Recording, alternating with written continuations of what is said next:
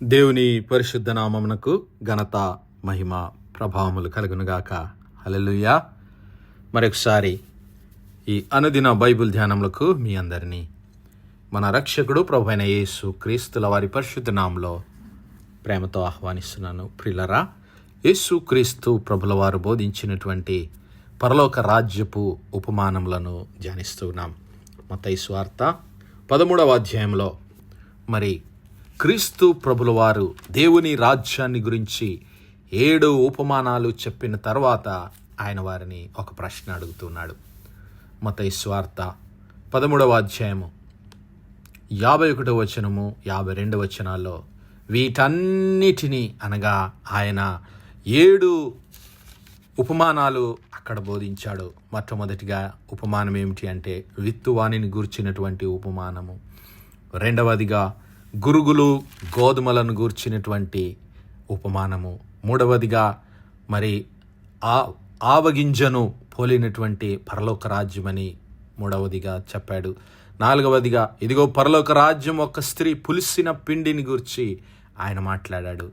ఐదవదిగా పరలోక రాజ్యం పొలంలో దాచబడిన ధనమని ఒక వ్యక్తి దాన్ని కనుగొని తన కొన్నదంతా పెట్టి దాన్ని కొనుక్కున్నాడన్నాడు. ఆరవదిగా ఇదిగో పరలోక రాజ్యం మంచి ముత్యాలను కొనవెదుకుచున్న ఒక వర్తకుని పోలి ఉన్నదన్నాడు. ఏడవదిగా ఇదిగో పరలోక రాజ్యం సముద్రంలో వేయబడి నానా విధములైన చేపలను పట్టిన వలను పోలి ఉన్నదని ఈ 7 ఉపమానాలు చెప్పిన తర్వాత క్రీస్తు ప్రభుల వారు వారిని ఒక ప్రశ్న అడుగుతున్నాడు శిష్యులందరినీ. వీటన్నిటినీ మీరు గ్రహించితిరా అని యేసు వారిని అడగగా వారు గ్రహించితిమనిరి. ఆయన అందువలన పరలోక రాజ్యములో శిష్యుడుగా చేరిన ప్రతి శాస్త్రి పరలోక రాజ్యములో శిష్యుడుగా చేరిన ప్రతి శాస్త్రియు తన ధననిధిలో నుండి క్రొత్త పదార్థములను పాత పదార్థములను వెలుపలికి తెచ్చు ఇంటి యజమానుని పోలి ఉన్నాడని వారితో చెప్పాను. దేవుని నామానికి మహిమ కలుగునుగాక. ప్రియులరా, యేసుక్రీస్తు ప్రభుల వారు ఇక్కడ ఒక సత్యమును వారికి బోధిస్తూ ఉన్నాడు. ఇదిగో పరలోక రాజ్యములో శిష్యుడిగా చేరిన ప్రతి శాస్త్రి అంటూ ఉన్నాడు. పరలోక రాజ్యములో చేరినటువంటి శాస్త్రులముగా మనలను ఆయన పరిగణిస్తూ ఉన్నాడు. Then he said unto them, therefore every scribe which is instructed unto the kingdom of heaven is like unto a man that is an householder, which bringeth forth out of his treasure things new and old. మరి పరలోక రాజ్యములోనికి చేరినటువంటి ప్రతి శాస్త్రి అనగా పరలోక రాజ్య మర్మములను గ్రహించుట మీకు అనుగ్రహించబడి ఉన్నదని చెప్పినటువంటి క్రీస్తు ప్రభుల వారు ఆ అనుగ్రహించిన ఆ పరలోక రాజ్య విషయాలను గ్రహించినటువంటి వారిని శాస్త్రులతో ఆయన పోలుస్తూ ఉన్నాడు. వారిని శాస్త్రులుగా పిలుస్తూ ఉన్నాడు. మరి ఆ క్రీస్తు ప్రభుల వారు జీవించినటువంటి కాలములో ఏమిటి ఈ శాస్త్రుల యొక్క పని? ఎవరు ఈ శాస్త్రులు అంటే ప్రియులరా, బైబిల్ గ్రంథంలో మనం చూస్తాం.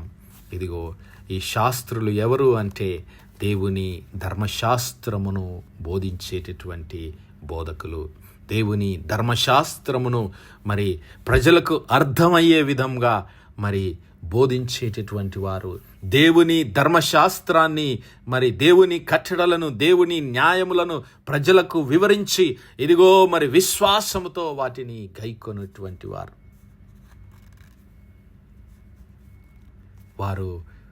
దేవుని ధర్మశాస్త్రమునందు మరి ఎంతో నిష్ఠ కలిగినటువంటి వారు, ఎంతో భయభక్తులతో మరి గైకొనేటటువంటి వారు. అందుకే యేసయ్య అంటాడు కదా, మత్తయి సువార్త 5వ అధ్యాయంలో ఆయన ఈ మాటలు చెబుతున్నాడు. మత్తయి సువార్త 5వ అధ్యాయం 17 నుంచి 20 వచనాలు మనం గమనిస్తే, ధర్మశాస్త్రమునైనను ప్రవక్తల వచనములనైనను కొట్టివేయవచ్చితినని తలంచవద్దు. నెరవేర్చుటకే గాని కొట్టివేయుటకు నేను రాలేదు. ఆకాశమును భూమియు గతించిపోయిననే గాని ధర్మశాస్త్రమంతయు నెరవేరు వరకు దాని నుండి ఒక పొల్లైనను ఒక సున్న అయినను తప్పిపోదని నిశ్చయముగా మీతో చెప్పుచున్నాను. కాబట్టి ఈ ఆజ్ఞలలో మిగుల అల్పమైన ఒక్క దానినైనా మీరి మనుష్యులకు అలాగు చేయ బోధించువాడెవడో పరలోక రాజ్యములో మిగుల అల్పుడనబడును. అయితే వాటిని గైకొని బోధించువాడెవడో వాడు పరలోక రాజ్యములో గొప్పవాడనబడును. శాస్త్రుల నీతి కంటేను పరిసయ్యుల నీతి కంటేను మీ నీతి అధికము కాని ఎడల మీరు పరలోక రాజ్యములో ప్రవేశింపనేరని మీతో చెప్పుచున్నాను. దేవుని నామానికి మహిమ కలుగును గాక. ఇక్కడ క్రీస్తు ప్రభుల వారు ధర్మశాస్త్రాన్ని గురించి మాట్లాడుతూ, ఇదిగో ధర్మశాస్త్రమునైనను ప్రవక్తల వచనములనైనను నేను కొట్టివేయటానికి రాలేదు, వాటిని మరి నెరవేర్చటానికే నేను ఈ లోకానికి వచ్చాను. ఇదిగో ఆకాశము భూమి గతించిపోయినా మరి ధర్మశాస్త్రం అంతా నెరవేరు వరకు మరి ఈ లోకము ఉంటూ ఉంది. ధర్మశాస్త్రం అంతయు నెరవేరు వరకు దాని నుండి ఒక్క పొల్లైనను ఒక్క సున్న అయినను తప్పిపోదు. కాబట్టి మీరేం చేయాలి అంటే, ఇదిగో మీరు మనుష్యులకు ధర్మశాస్త్రమును అనుసరించాలని, వాటిని గురించి బోధించి మీరు వాటిని గైకొనాలని ఆయన బోధిస్తూ శాస్త్రులను గురించి ఆయన మరి ఉదాహరణగా చెప్తున్నాడు. ఇదిగో శాస్త్రుల నీతి అంటున్నాడు. అనగా శాస్త్రులు మరి దేవుని ధర్మశాస్త్రాన్ని భయభక్తులతో గైకొని బోధించేటటువంటి వారు, నీతిగా జీవించేటటువంటి వారు. మరి వారి నీతి కంటే మీరు ఎక్కువ నీతి గలవారై ఉండాలి.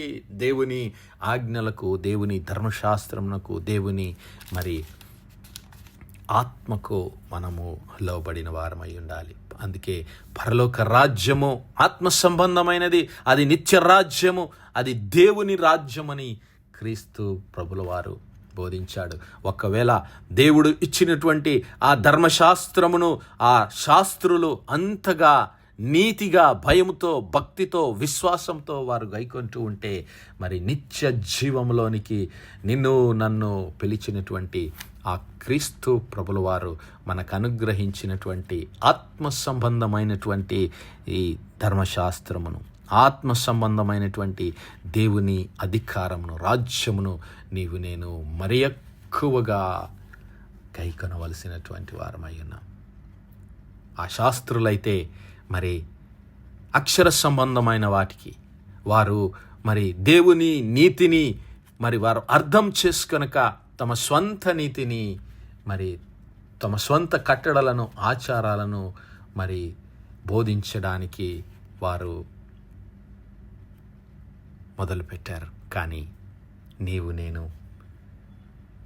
దేవుడు మనకు అనుగ్రహించినటువంటి తన పరిశుద్ధాత్మ ద్వారా బోధించబడి ఆయన ఆజ్ఞలకు, ఆయన మాటలకు, ఆయన చిత్తమునకు, ఆయన అధికారమునకు లోబడవలసినటువంటి వారమై ఉన్నాం. అలాగూ లోబడిన యెడల నీవు నేను పరలోకమందు మరి చేర్చబడినటువంటి శాస్త్రులముగా ఉండగలుగుతాం. హల్లెలూయా. 2వ కొరింథీయులకు రాసిన పత్రిక, పౌలు, భక్తుడైన పౌలు కొరింథీ సంఘానికి రాసినటువంటి 2వ పత్రిక 3వ అధ్యాయం 4 నుంచి 6 వచనాలు, 3వ వచనం నుంచి చదువుకుందాం. కొరింథీయులకు రాసిన 2వ పత్రిక 3వ అధ్యాయము 3వ వచనం నుంచి, రాతి పలక మీద గాని సిరాతో గాని వ్రాయబడక మెత్తని హృదయములను పలకల మీద జీవము గల దేవుని ఆత్మతో మా పరిచర్య మూలముగా వ్రాయబడిన క్రీస్తు పత్రికయై మీరున్నారని మీరు తేటపరచబడుచు ఉన్నారు. క్రీస్తు ద్వారా దేవుని ఎడల మాకిట్టి నమ్మకము కలదు. మా వలన ఏదైనా అయినట్టుగా ఆలోచించుటకు మా అంతట మేమే సమర్థులమని కాదు, మా సామర్థ్యము దేవుని వలననే కలిగి ఉన్నది. ఆయనే మమ్మును క్రొత్త నిబంధనకు అనగా అక్షరమునకు కాదు గాని ఆత్మకే పరిచారకులకు మాకు సామర్థ్యము కలిగించి ఉన్నాడు. అక్షరము చంపును గాని ఆత్మ జీవింపచేయును. హల్లెలూయా. ఇక్కడ పౌలు గారు అంటూ ఉన్నాడు, ఆ శాస్త్రులు ఆ పాత నిబంధనను వారు అంత భయభక్తులతో వారు గైకొంటూ దేవుని ఆజ్ఞలను వారు అక్షర రూపంగా మాత్రమే ఆచరించారు. కానీ ఇదిగో నీవు నేను క్రీస్తు ప్రభుల వారి ద్వారా, దేవుని ప్రేమ ద్వారా, దేవుని కృప ద్వారా నూతన నిబంధనకు, నూతన రాజ్యమునకు, దేవుని రాజ్యమునకు పిలువబడినటువంటి వారు అక్షరమునకు వారు పరిచారకులుగా మారారు. కానీ నీవు నేను దేవుని ఆత్మకు పరిచారకులంగా, దేవుని ఆత్మ చేత దేవుని ఆత్మను కలిగి ఉండి దేవుని చిత్తాన్ని జరిగించి దేవుని నీతిని నెరవేర్చే శాస్త్రులంగా ఉండాలని దేవుడు ఆశపడుతున్నాడు. ఏమిటి ఆ నీతి అంటే, ఇదిగో దేవుడు తన ప్రవక్తల ద్వారా ఏనాడో తెలియజేశాడు. ఆ నీతి ఏమిటి అంటే, ఇదిగో క్రీస్తు ప్రభుల వారి నామమందు విశ్వాసం ఉంచడమే. ఇదిగో ధర్మశాస్త్రమునకు వేరుగా దేవుని నీతి బయలుపరచబడుచు ఉన్నది. దానికి ధర్మశాస్త్రమును ప్రవక్తలను సాక్ష్యం ఇచ్చుచున్నారు. అది యేసు క్రీస్తునందలి విశ్వాసమూలమైనదై నమ్మువారికి అందరికీ కలుగు దేవుని నీతి అయి ఉన్నది. హల్లెలూయా. ఆ దేవుని నీతికి, ఆ క్రీస్తు ప్రభుల వారి నామమునకు నీవు నేను విధేయత చూపుదాం. దేవుని ఆత్మచేత నడిపించబడి దేవుని నీతిని పొందుకొని ఆ శాస్త్రుల వలె దేవుని ఆత్మను గైకొని దేవుని ఆత్మానుసారంగా జీవిస్తూ దేవుని యందు భయభక్తులు కలిగి దేవుని మార్గములలో నడుచుచు దేవుని కొరకు నీతిమంతులుగా జీవిద్దాం. పరలోక రాజ్యంలో శాస్త్రులుగా జీవిద్దాం. అట్టి కృప, అట్టి ధన్యత దేవుడు మనందరి జీవితాల్లో దయచేయనుగాక. ఆమేన్, ఆమేన్, ఆమేన్. ప్రార్థించుకుందాం. హల్లెలూయా, హల్లెలూయా, హల్లెలూయా, హల్లెలూయా. స్తోత్రము, స్తోత్రము, స్తోత్రము, స్తోత్రము, స్తోత్రములు తండ్రి. అత్యంత కృపాభరితుడవు, అత్యున్నత సింహాసనంపై ఆసీనుడవైన మా ప్రియ పరలోకపు తండ్రి, జీవము కలిగిన మా దేవ, సైన్యములకు అధిపతి వగు మా యెహోవా తండ్రి, కృపా కనికరములు గల మా ప్రభువా, సూర్యోదయం మొదలుకొని ఇంత మటుకు మా తండ్రి మీ చల్లని రెక్కల నీడను భద్రపరిచి అయ్యా మరొకసారి మీ ప్రియ కుమారుడు మా ప్రభువైన యేసు క్రీస్తుల వారి పరిశుద్ధ నామములో దేవా మీ కృపా సన్నిధానంలో ప్రార్థించడానికి సజీవ లెక్కలో మమ్మల్ని లెక్కించిన మీ ప్రేమకు వందనాలు, కృతజ్ఞతాస్తుతులు, స్తోత్రాలు, స్తోత్రాలు, స్తోత్రాలయ్యా. దినమెల్లా మీ యొక్క పరిశుద్ధాత్మ సహాయము, నడిపింపు, ఆదరణ, సహవాసాన్ని మాకు అనుగ్రహించిన తండ్రి, మీకు లెక్కలేని వందనములు, కృతజ్ఞతాస్తుతులు, స్తోత్రములు, స్తోత్రములు, స్తోత్రములు చెల్లిస్తున్నాం. అవును మా తండ్రి, ఇదిగో మీ ప్రియ కుమారుడైన యేసు క్రీస్తు ప్రభుల వారి నామమందు మేము విశ్వాసముంచి అయ్యా క్రీస్తు ప్రభుల వారి పరిశుద్ధ రక్తము చేత మా హృదయములను శుద్ధీకరించుకొని మా పాపములను ఒప్పుకొని ఇదిగో మీ సన్నిధానంలో నీతిమంతులుగా, పరిశుద్ధులంగా, మీ పరలోక రాజ్యంలో శాస్త్రులంగా జీవించే కృప దయచేయమని వేడుకుంటున్నాం. తద్వారా మా సహోదరి సహోదరులకు మీ ప్రేమను, మీ కృపను, మీ రక్షణను, మీ నీతిని ప్రకటించడానికి శాస్త్రుల వలె అయ్యా మీ ఆత్మ నడిపింపు కొలది, మీ ఆత్మ మమ్మల్ని నడిపించిన ప్రకారంగా మీ కొరకు లోకంలో సాక్షులుగా జీవించే కృప మాలో ప్రతి ఒక్కరికి దయచేయమని వేడుకుంటున్నాం. కనికరం గల మా తండ్రి, ఈ వర్తమానాలు వినిచున్న మా ప్రియ బిడ్డల కుటుంబాలన్నిటిని దీవించండి, ఆశీర్వదించండి.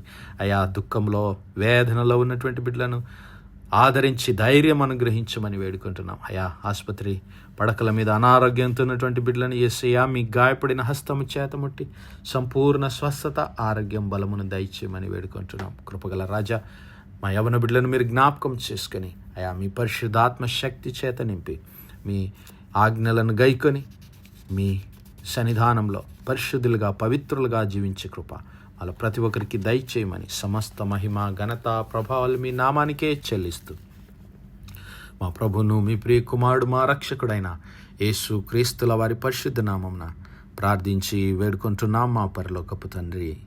ఆమేన్, ఆమేన్, ఆమేన్. God bless you all. Praise the Lord.